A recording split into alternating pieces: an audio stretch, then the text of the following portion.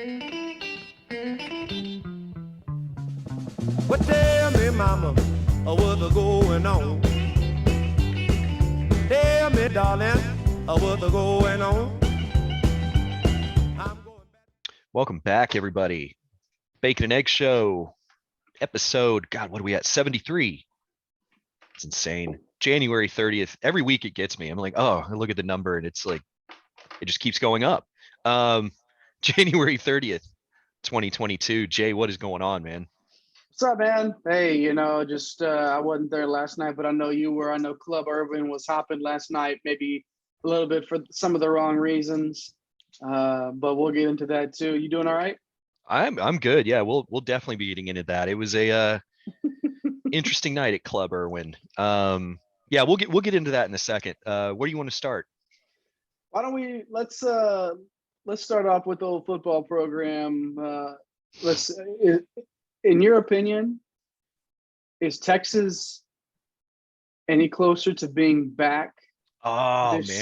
this show than they were 2 weeks ago when we last recorded? I think so. It's Oh, incremental, but I think yes. Texas is a little closer to being back this week than the week before, which is all you can ask for, right? You just go 1-0 that week to try to, Yeah. you just got to try to improve on it. I think Texas is a little bit closer to being back. One of our favorite all-time most lovable coaches, you know, that hadn't coached at Texas previously is now on the Texas staff with Gary Patterson. I mean, we've been talking about this for weeks, or I mean, maybe even longer than that. When did this all kind of flare up? Back in December? Yeah, sort of. We thought there was starting to be a little bit of smoke around it in December, and weren't sure if it was true or not. There was still a lot of stuff going on, trying to finish up that piss poor season that they had, and then all of a sudden Patterson starts showing up wearing Longhorns on his chest and doing, helping out at recruiting visit days and things like that, and I all of have a to sudden say, now it's official. So we got yeah, Gary Patterson's on board, man. I have to say he's looking good in that. Like what is he had? He had like the burnt orange sweater on with the collared shirt underneath and the cap, and like, look at. Did you see how happy he looked in those photos? Like, He did look happy. That's a smile I hadn't seen on I, Patterson, honestly, in a long time. I don't know what it is. Change of scenery, or just maybe greater maybe he access got, to music venues to be able to promote yeah, yeah. his Take a album, and step like, back, and he's got maybe he got some really good breakfast tacos or something that morning. Who knows what happened, but Patterson looks like he's diving right in, and he's already helping out at like the junior day that went down, and it looks like he's going to be. And the thing we were talking about this in pre-show, the university didn't make a huge deal out of the fact that it was official, no, and I think that speaks volumes to really. We're not going to see a lot of Gary Patterson out in the forefront, right? This is going to no. be much more of a behind the scenes, in the, just in the locker room, behind the scenes with the guys, helping out as a true analyst, not as a coach, not as a position coach. Patterson's really going to play truly like a behind the scenes role here, and I feel like it's going to pay dividends. You don't have a guy that has coached in this state for as long as he has, with the success that he has, really a lot of times making chicken salad from chicken shit. And honestly, all the jokes aside, it's a big get for this program. Yeah, absolutely. And I actually, as we were talking about that, about the kind of announcement thing, you're so used to these, like, the big social media stuff. Oh, welcome Gary Patterson, all these things. I think now that we're talking about it, the more I realize that's probably more than intentional, in terms of, like, you don't want to try to undermine Sarkeesian or Kwiatkowski or any of the, all those kinds of things of like, oh, here's Gary Patterson, and you have everybody reacting like, oh, thank God he's going to save the defense, all this stuff. And it's like, you're already kind of setting up, kind of your current staff for failure in that regard if you make too big of a deal out of it. So I think they played it well. The news outlets and stuff said Texas has made it official. They probably just had a simple statement that they released to the media outlets, and like that's all it had to be. So yeah, it's exciting, and he might be bringing some players with him.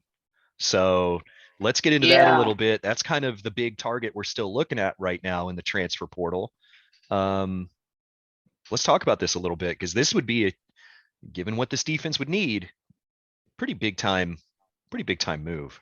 Yeah. I mean, Texas was in a decade plus of mediocrity, and some would describe it as less than that.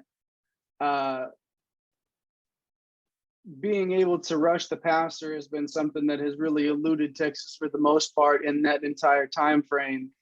Last year, the team leader had 2.5 sacks. So I mean, this is something that has plagued Texas for a while on the whole, and especially last year on this defense. And for a player like O'Shawn Mathis that was transferring from TCU, there's rumblings that he may follow Patterson over here to Texas, and that would be an instant boost to that edge rushing position.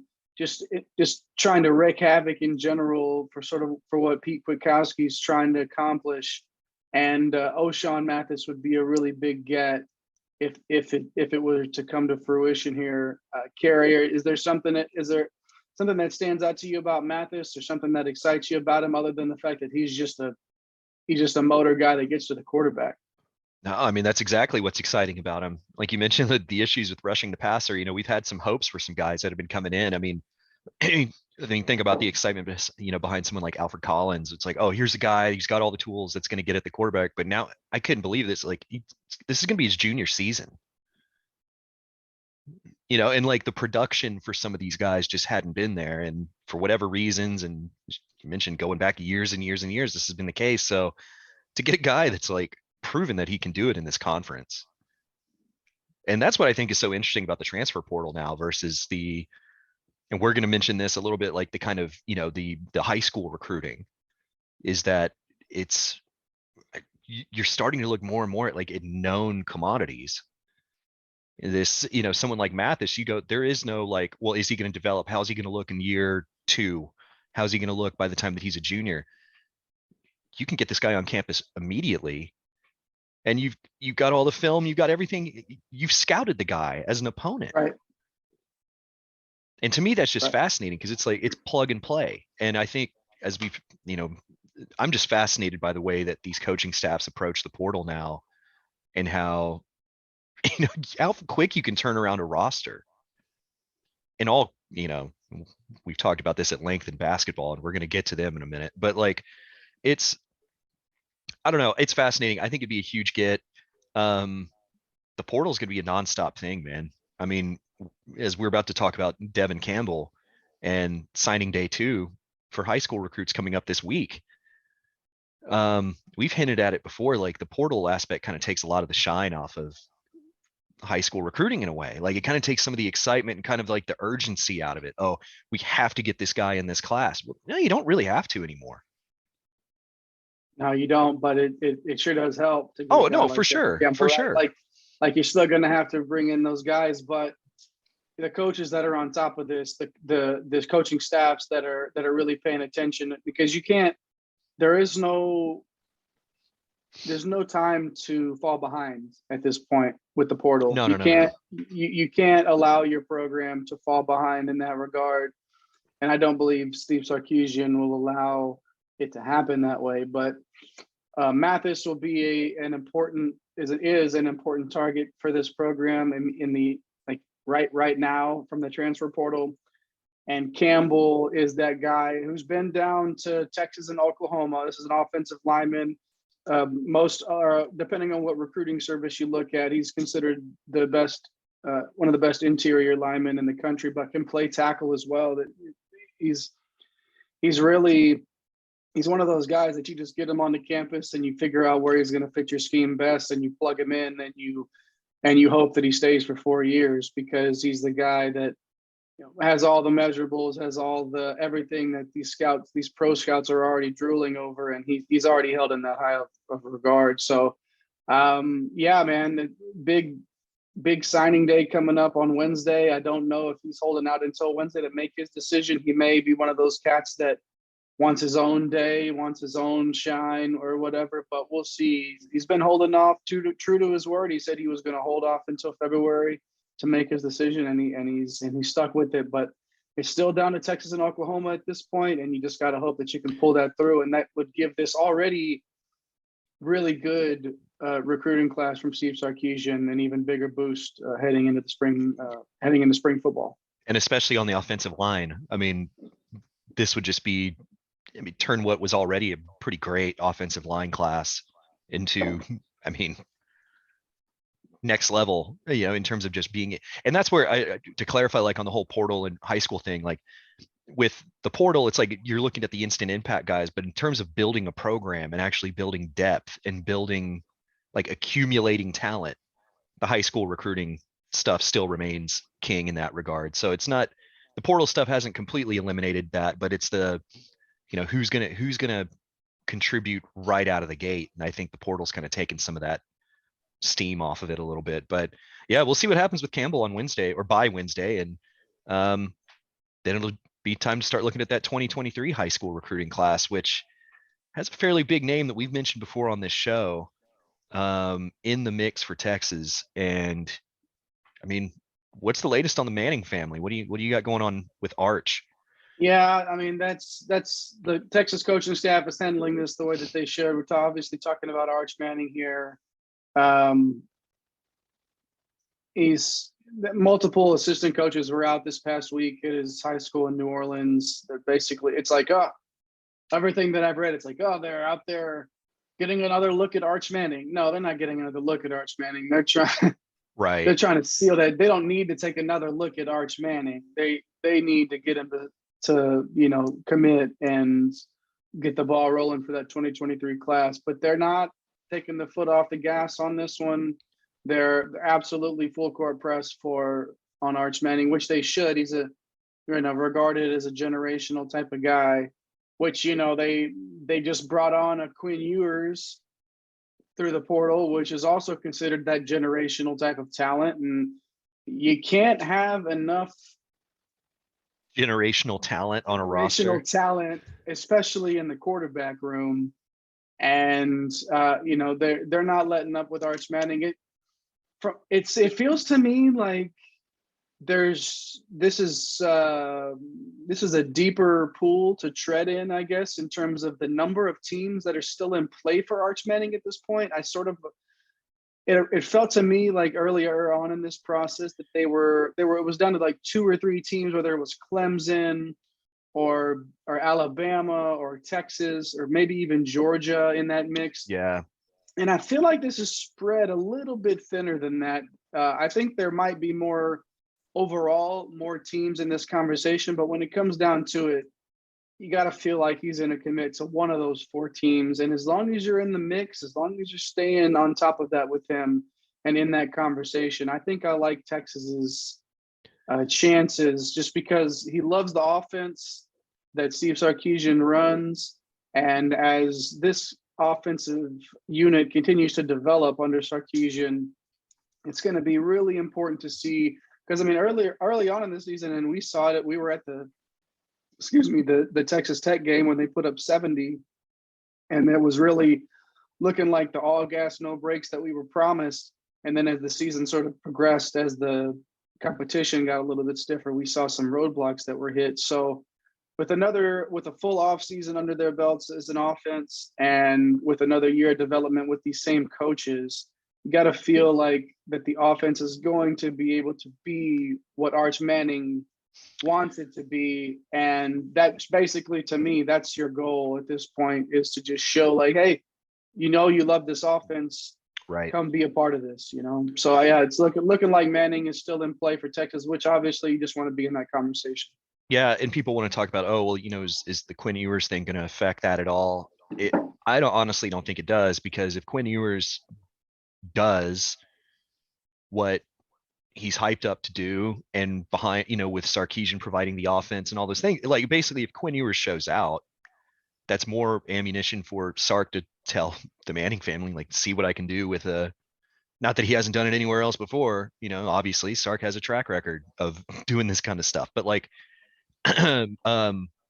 Ewers isn't going to be on campus long if he's putting up those kinds of numbers and all those things. So there's not what at most maybe a 1 year overlap or something like that but that's where I don't think, if anything, I think having Quinn Ewers on campus helps because it can show the development of a top tier talent and how you can build the offense around a top tier talent. I think it'll help. We'll get into more in the 23 class as this goes, but talking about Ruben Owens, trying to get him on campus at running back, like this is setting up pretty nicely for Sark to be able to really put some points on the board here. I know we have some concerns, otherwhere in other places in the program, and we'll get to that as we get closer to, more into spring ball. But it's setting up well for them to be able to land a big whale of a recruit in Arch Manning, and to have all the stuff that comes with being part of the Manning family business circle. And but that's what a lot of it's going to come into play with this decision as well. Yeah. And Yeah. so The NIL stuff, the national letter of intent, the name, image, and likeness stuff that Texas has going on right now. I mean, obviously they're not the only ones. Like there's a lot of schools, especially in this state, that are doing really well off the name, image, and likeness stuff. But we didn't even mention Malik Murphy yet, who's another guy that was highly recruited, right, and is already on campus. He's already enrolled. He's already in classes. I mean, that guy, that's somebody that you look at, another guy that was highly recruited across the country. And as somebody that is more of a project, but still somebody that was viewed as somebody that was desirable for some big time programs. So you can't have enough talent in a quarterback room, period. End of only story. one guy can start, but the more that you can accumulate, the more that you can have in that room, like you're saying, is huge. Yeah, well, and Texas has shown that it's going to take more than one quarterback to get through a season. It is what it is. If you're not named Sam Ehlinger, and even then, Sam didn't play every single game throughout his career. So you have to sort of take that and say, okay, you're probably gonna play. And there's attrition. That's how it works. I mean, and just get them on campus and sort it out later. Well, I mean, even Georgia had two different starting quarterbacks this year. They started out with JT Daniels, transferred in from USC, highly touted guy, got injured, things didn't work out, and the walk-on Bennett finishes the job. All those things you have to have. And maybe somebody ends up transferring out, all that stuff is what's happening everywhere.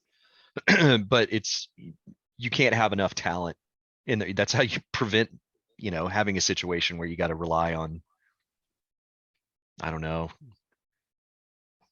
I feel like we've got too many quarterbacks to choose from over the previous years to be like, oh, you don't want to rely on somebody like that in that moment. But, forward. Yes. Forward. Speaking of forward, let's move on to the Runnin Horns. Let's get into some basketball. Man, this team's on a 3-game winning streak. They're lighting it up. It's I know they fell out of the top 25, but I imagine they're going to be back in and, putting the country on notice. And how you feeling about this 3-game winning streak? Have our concerns been, erased? Or how are you feeling about this?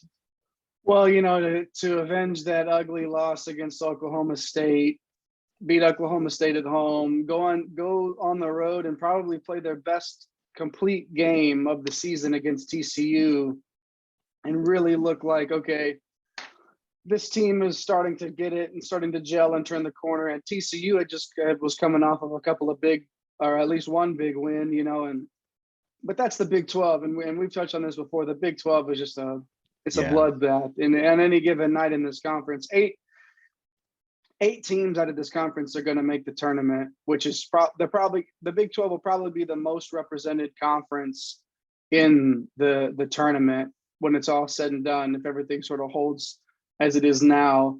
It's a tough conference to play in, and they sort of get you ready for tournament basketball. But last night, Kerry, and you were there, I was not. You were at Club Irwin last night against Tennessee. Tennessee comes into town. Obviously, Rick Barnes, former Texas coach, uh, who went to Tennessee as soon as he left Austin. Tennessee comes to town as a part of the Big 12 SEC Challenge, which, by the way, the SEC dominated that thoroughly, which was kind of disappointing. Coming into it, I felt pretty confident that the Big 12 As an was going to SEC handle member it. school, Yeah, I thought it was, this was a no lose situation for Texas. that's fair. Yeah, That's how this works, fair. right? Yeah, well, Texas held up their end of the bargain, unlike Kansas and Baylor. Texas did pull off the 52-51 win last night. Some good stuff came out of that, Kerry, but there's still a lot of question marks around this team, even with this 3-game winning streak. This was a fascinating game to attend. It was, for one, probably the best crowd I can remember in a long time at the Irwin Center. I mean, it was packed. It was buzzing in there. It was a sellout. It was packed. It was loud. People were in their seats early. The Rick Barnes tribute was great. That was really well done. The way that they did everything pre-game for him, and like there was a lot of buzz and energy, and people were ready to go. They were excited to watch this basketball team against, and there was a good number of Tennessee fans in there too. It was a great environment. Tennessee coming into the Irwin Center last night, top 20 team. I think they were 18th or 20th, depending on what poll you're looking at.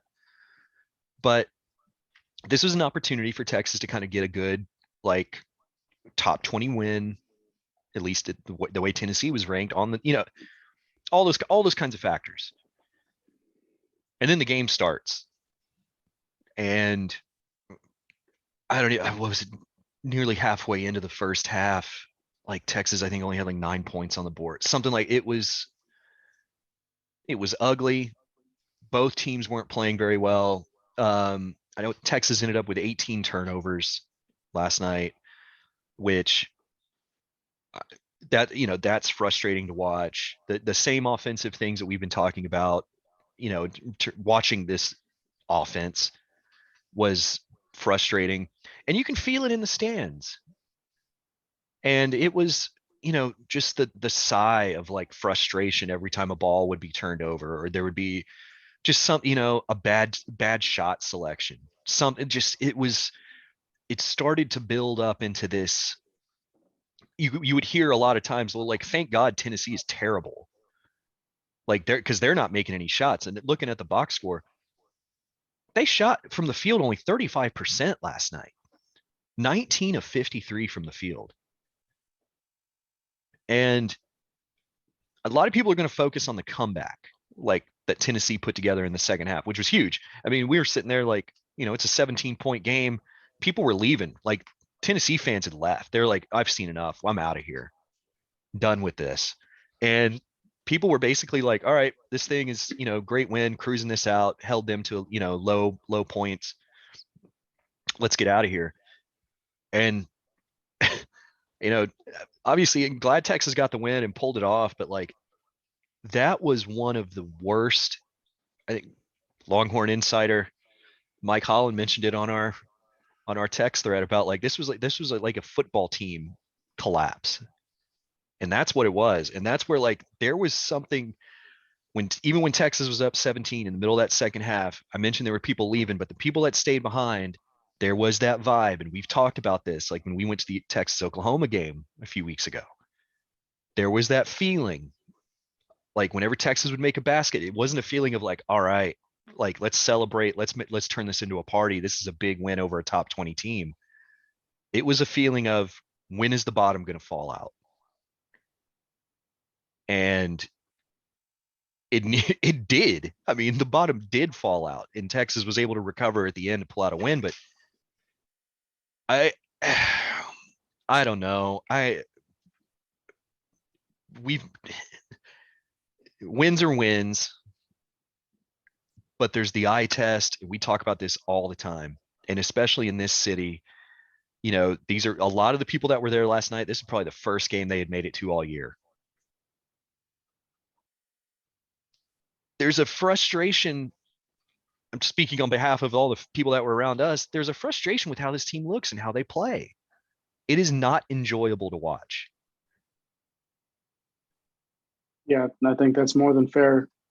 That's a more than fair description of this team. I mean, for me, I look at a guy like Marcus Carr that at times has shown to be that player that Texas fans thought they were getting in terms of being that floor general, that natural scorer, that whatever it was. And then I look at last night. He had 3 points, 2 rebounds, 2 assists, 2 turnovers. Was a non-factor, basically. Nearly a negative.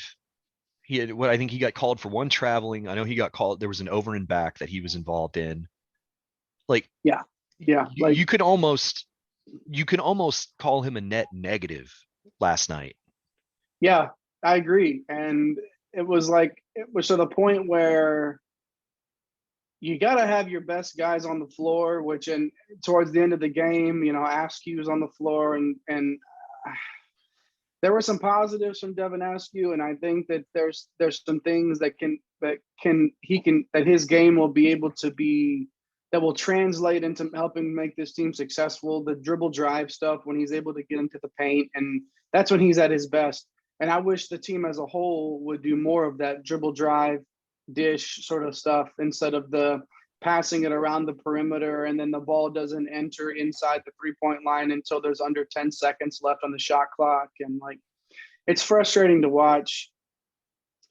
But the Carr thing, man, if Texas is going to have any sort of run in March, Marcus Carr is going to have to play better than he played last night, period. This is not, they can't afford to have, I think he only shot the ball 3 or 4 times too. He's not looking for his shot. 4 attempts. He was 1 for 4 from the field last night. He's not looking for his 3 shot. of those were from 3. And he just hit the one. So, and it was probably wide open. I mean, there's a lot of things going on with this team right now that make me scratch my head and make me, Tennessee is a top 25 team. Sure. They're definitely known for their defense as well. Sort of knew going into this one that this was going to be a slugfest. This was going to be a defensive game. But Texas committing stupid fouls 90 feet from the basket in the backcourt. God. Entry passes to the post are awful. It's they don't know how to get the ball into the post half the time. They look lost trying to break a press, which is something that you practice in middle school. It's infuriating. They can't break a press. They're a very bad ball handling team. Free throw shooting was awful last night, 5 for 12. That's not going to get it done in March either. Well, especially there at the end, the end stretch of that game where, what was it? Before Timmy Allen had the 2 shots at the end, someone else had 2 free throws leading up to that. Basically you could have kept kept Tennessee at bay. They couldn't make any of them. Missed 2 free throws, and then Allen comes up, misses the first one, makes the second. That's the winning point. But it's ridiculous. 5 of 12. I mean, Tennessee didn't shoot much better. I mean, they were 8 of 16 from free throw line, but and that's the thing is this is a game that you got to win these games. You got to win ugly sometimes too. I get that. And and Texas definitely won ugly last night, but a lot of things went their way in order for them to be able to get that win, including the last 7 minutes of the game. Tennessee won 19-3. Right. You got outscored by 16 points in the last 7 minutes. You only scored 3 points in the last 7 minutes of the game. And you mentioned earlier, you talked about that 17-point lead. That's where it started. Texas was up 17. Texas was up 17. And then they get outscored by 16 points until that final buzzer goes off. And Tennessee got the look they wanted. Oh, they drew it up perfectly. And You know, Texas was completely caught flat-footed. yep, you got 6 seconds to get the ball down the floor. I sort of thought Barnes might get it across, call another timeout, and then because I've seen Barnes do that before. Well, it was with less time on the clock. With 6 seconds, you have enough time to dribble and then kick out like they did. But I almost thought that they'd get it across quickly, call timeout, and then run a set play for themselves in the half court. But they got the look that they wanted, and it just didn't go in. And again, it's like Texas fans are just waiting for the next letdown. Texas fans are never comfortable with any lead, as they shouldn't be at this point. And it does always feel like we're just waiting for the next letdown, the next turnover, the next play that, anybody that's played basketball at any level for any amount of time knows that you don't pick the ball up after you cross half court, knows that you don't pick the ball up in the corner there and allow yourself to get trapped. There's just little things that are still going on that makes me wonder what they're working on in practice, because it doesn't feel like it's the fundamentals, and that they're not playing good fundamental basketball. They're turning the ball over. They're not making their free throws. And it's just, the one thing that I hadn't mentioned yet was that they gave up 14 offensive rebounds. And some of that was because they played, Beard wanted to go guard heavy for a while there. There was foul trouble again, which is a constant bugaboo for this team. But to give up 14 offensive rebounds again, like that's something that has been a bother for this team all season. And if you get into March and you don't shoot the ball well from the free throw line, you turn the ball over 18 times, and you give tournament teams that many second chances, you're not going to last very long in March. Well, and that's what, to go back to like what Tennessee shot from the field, 35%. Again, not good at all. But they did that on 53 attempts. It went 19 of 53. Texas only made 20 shots from the field last night. But they shot 54% from the field because they only had 37 attempts. So that's how you let a team that's shooting 35% from the field hang around. It's because they took nearly 20 more attempts from the field. They had more, and I don't know. It's just confusing to me. You talk about, we talk about the fundamentals. This is not a young team. Right. If we were talking about this is a recruiting class that just came in, 4 freshmen on the court, and they're doing the, looking this kind of way, you go, all right, that's a little bit more excusable in the sense of adjusting to the college game. Whatever. It's still not, it's ridiculous for guys of this experience level from a player to player basis to be, looking this way. It's just not I don't understand it. Yep. And you mentioned not the Kansas State game, the TCU game was really kind of the only one where they got a double digit lead and really just kept that running, because we've seen this. This is now, I think it's gone beyond a trend. It's who this team is. Yeah. They get a double digit lead most of the time now at this point.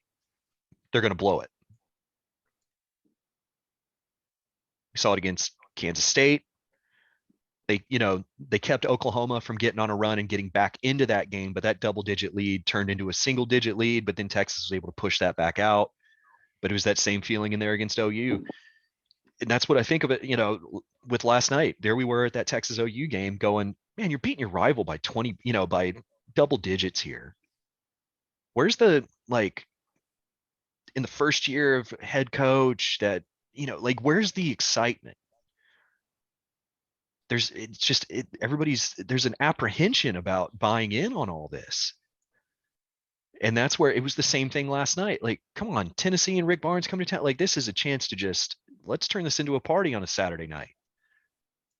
And there's apprehension. And I don't know how you fix that. I mean, winning, but we're talking about wins. This team's won 3 in a row. It's just not. we've Doesn't talked feel about like it, it, or you at least know. I've mentioned it with you. Like if for Chris Beard to have the floor for him is pretty high, right? Like he will not have a bad team at Texas. I think these teams are going to be good enough to be in the tournament conversation, at least qualify for the postseason every year, because they do play well defensively, and like that'll keep you in all games. You know, they do enough to stay in games regardless. But just making the tournament is not going to pack the Moody Center. It's not going to build enthusiasm. It's not going to do the things for the casual, fan in this city, which is what's required to build excitement and pack the seats every night. And unless this team, and it's not going to happen this year, but unless at some point he says, you know what, we're just going to go high flying, running horns, Tom Pinder style, which he's a Pinder's guy. I don't understand where there's no like excitement here. But anyway, that's what's going to draw people in. It's one thing to just make the tournament, but if you're playing boring, sloppy, uninspired basketball, people aren't going to show up. They're going to lose interest real quick. And that's what he's running. That's what he's in danger of at this point. Because I think a lot of people left there last night, even though it was a win, going, God, that was kind of painful to watch. You know who's not, you know what environment's not going to be sort of just blah is Lubbock on Tuesday night. And that to me, that's Texas has a chance to quiet a lot of this talk that we're having right now by going into Lubbock and having a good showing. I don't even necessarily think they have to win that game for me to feel like it was a successful trip to Lubbock. But what they can't do is go in there and play like they played against Tennessee, because they're going to get the brakes beaten off of them if they do, because that's going to be the loudest environment probably that they play in all year long. Those Texas Tech fans are ready. They've had this one circled on their calendar. Texas Tech people on Twitter are just like, there's all these Chris Beard parody accounts that follow the Texas basketball account that are always tweeting that about it. Like they're mad. These fan base is mad. The program, the players, you can call it whatever you want, but they're going to be ready to play on Tuesday night. And if Texas isn't, then it just slides right into that narrative of that this team is not ready for prime time. And this could be a turning point in the season. Again, I don't think they have to win for it to be a successful trip. But if they go up there and they get the brakes beaten off of them, this could be the point where we start to see this team really slide. Regardless of what happens in Lubbock on Tuesday, they don't have a whole lot of time to either dwell on it or celebrate, because 4 days later, a really good Iowa State team is coming to Austin. Then 2 days later, Kansas is coming to Austin. 5 days after that, this team is making a trip to Waco. Yep. And the next, from February 1st to February 12th, this is going to be. And then 3 days after that, they got to go to Norman, and then they get Texas Tech at home. The schedule, we talked about this, it was backloaded in terms of how tough it is, which is good for a team that's trying to find themselves. But for a team that still hasn't found themselves, we're to that point now where it's time to put up or shut up. And we're going to figure out real fast in that game in Lubbock in a couple of days here if this team is ready or not. We're going to find out. And I think they'll show up, and I think if they look lost right away, if Chris Beard doesn't have this team ready to play in that game, you can write this season off, honestly, like, as much as I'm been being critical of Chris Beard and where this team is at right now, that's probably the last thing I'm worried about. I think they're going to be ready to play, and I think they're going to put in an effort the entire night, because we've seen that from them. We haven't, and that's where I think the problem is just execution. It's game plan, it's execution, it's the design. I mean, to me, that's the issue. I don't have any doubt that these guys are putting the effort in. And if they, especially like, I think they want to play for Chris Beard. They seem like they're responsive to his coaching. And that they know what's on the line going up there to Lubbock. I think they're going to be ready to play. It's just a matter of like, are they actually going to execute? Are they going to make free throws? Are they going to turn the ball over fewer than 15 times? Like how is that going to play out? What it's going to take to win. And that's where, like, I mean, I don't know. I sure will be nervous if they get a double-digit lead in Lubbock. I'll say that. That was the joke in the TCU game, was that I told you and Mike that TCU had Texas right where they wanted them. Exactly. Because Texas had a double-digit lead. So that was like, to me, that's the running joke, right? That's the gimmick. But Texas Tech is going to play in the high 60s, low 70s, and Texas better be ready to play and score the basketball that night, because Texas Tech can score the basketball, period. Like, have they had some down games? Yeah. But they live in that high 60s, low 70s range. That's their comfort zone. And they know that they need to get to 70, 72, 75 to win. That's usually a magic number for them. And Texas needs to be ready to play in that area. And it just, outside of the TCU game, where what did they have? 70, they scored in the 70s. 73. Like, so this is not a team that lives. Texas is going to have to, obviously Texas likes to dictate the pace, which is at times slower than molasses. But Texas has shown that they can play in the 70s, but that's not where honestly, that's not where they're always the most successful. So if that's my magic number for me, if Tech gets to 70, that's Texas loses.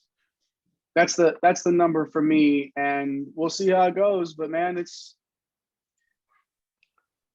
just got to be one of those things where I think they will be ready and understand the magnitude of what's going on, but right, execution has to be there too. So that's all it is. Just execute, and that's what we just haven't seen that consistently enough. No, so, not at all. But, not at all. We talked about this run. Tennessee was the first game of this kind of crazy run, this stretch right here, this 5 or so game stretch. They got the first one. As bad as and as frustrating as it was, they got the first of those. And we talk about how you have to accumulate wins somewhere.